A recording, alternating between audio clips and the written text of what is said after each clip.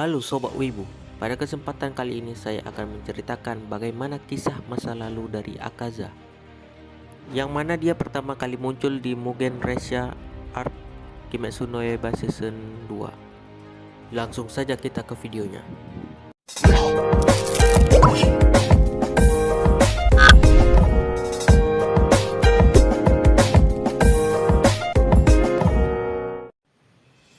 Akaza adalah iblis bulan atas yang memiliki nama Hakuji sebelum dia menjadi iblis. Hakuji terlahir di keluarga yang miskin. Ia hidup berdua dengan ayahnya yang sedang sakit parah. Demi membeli obat untuk ayahnya, dia selalu berambisi untuk bertambah kuat agar dia bisa membawa lari dompet yang ia curi, mengalahkan orang yang ingin balas dendam terhadapnya, dan agar tidak dihukum di pengadilan. Hakuji sering tertangkap sehingga dia diberikan oleh pengadilan 3 tato garis di lengannya, yang berarti akan diancam potong pergelangan tangan. Akan tetapi, Hakuji menentang mereka dengan mengatakan, "Silahkan potong. Kalaupun kau potong, aku masih punya kaki. Akan kugunakan itu untuk mencopet, dan selanjutnya kau tidak akan bisa menangkapku." Sepulangnya dari pengadilan, Hakuji menerima kabar dari tetangganya bahwa ayahnya gantung diri setelah mendengar Hakuji ditangkap lagi. Ayahnya meninggalkan surat wasiat yang berisi, "Untuk Hakuji, hiduplah dengan jujur. Kau masih bisa membuka lembaran baru. Aku tidak ingin hidup dengan uang hasil curian. Maaf, aku membuatmu kesusahan." Hakuji merasa terpuruk dan ingin dunia hancur saja. Setelah kematian ayahnya, Hakuji melimpahkan kemarahannya kepada orang-orang dewasa di sekitarnya, dan tak lama kemudian seorang bapak-bapak bernama Keizo-san yang menggunakan baju dojo tertarik karena melihat Hakuji mengalahkan 7 orang dewasa dengan tangan kosong dan berniat menjadikan Hakuji sebagai murid di dojonya yang sedang kosong. Untuk berhadapan dengan Hakuji, Keizo-san memberi pelajaran dengan menghajar Hakuji dan berakhir dengan Hakuji kalah telak. Setelah itu, ia berhasil mengajak Hakuji ke dojonya. Keizo adalah pemilik dojo seni bela diri dengan tangan kosong yang disebut dengan aliran Soryu. Ia tidak memiliki murid sehingga harus mencari uang dengan melakukan beberapa pekerjaan tukang. Dikarenakan oleh itu, Keizo memberi pekerjaan untuk merawat putrinya yang sakit kepada Hakuji. Keizo-san mengatakan ini tugas yang berat. Lalu Hakuji mengatakan, "Kau tidak keberatan meninggalkan putrimu satu-satunya dengan seorang kriminal?" Dengan senyuman lebar, Keizo-san menjawab, "Yah, tuan kriminal, aku mengalahkanmu beberapa waktu yang lalu, jadi tidak ada masalah."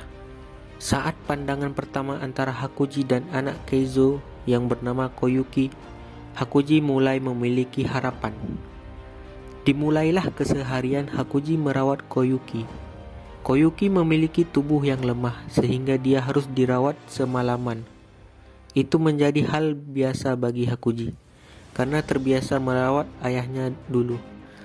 Koyuki prihatin dengan Hakuji yang selalu terkekang olehnya. Lalu Koyuki menyarankan agar dia pergi malam ini karena ada festival kembang api.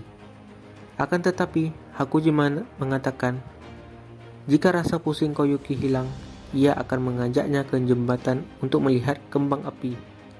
Bahkan jika tidak bisa hari ini, masih ada tahun berikutnya. Perkataan romantis dari Hakuji membuat Koyuki terharu mendengarnya. Scene pun berganti. Keizo-san pernah menceritakan bagaimana ia mendapatkan dojo ini. Ia menyelamatkan orang tua yang akan diserang bandit. Orang tua itu tertarik dengan teknik Soryu milik Keizo. Jadi beliau menyerahkan semua tanah dan juga dojo miliknya itu karena beliau tidak mempunyai penerusnya. Banyak orang yang menginginkan dojo tersebut kesal dengan Keizo. Dojo Kenjutsu di sebelahnya akhirnya mulai mengganggu dojo Soryu.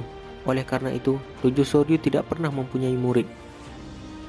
3 tahun berlalu, Koyuki mulai sehat dan mencoba hidup dengan normal.